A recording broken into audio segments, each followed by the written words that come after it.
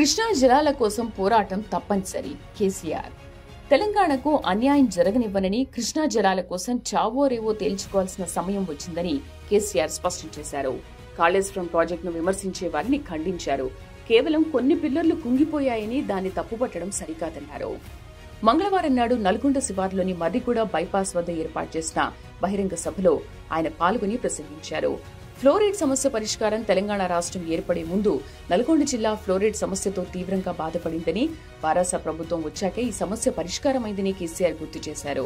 కృష్ణా జిల్లాలో తెలంగాణకు సగం వాటా కేటాయించాలని కేంద్రాన్ని ఎన్నోసార్లు అడిగామని చెప్పారు. ఇప్పుడు ట్రిబ్యునల్ ముందు పోరాడాల్సిన సమయం వచ్చిందని స్పష్టం చేశారు. కాళేశ్వరంపై విమర్శలు, కాళేశ్వరం ప్రాజెక్టు ఒక ఆటబొమ్మ కాదని, 200 కిలోమీటర్ల సొరంగాలు, 1500 కిలోమీటర్ల కాలువలు ఉన్న ఒక భారీ ప్రాజెక్ట్ అని వివరించారు. కొన్ని పిల్లర్లు కుంగిపోవడం సాధారణమేనని, దీన్ని బట్టి ప్రాజెక్టుపై విమర్శలు చేయడం సరికాదని అన్నారు.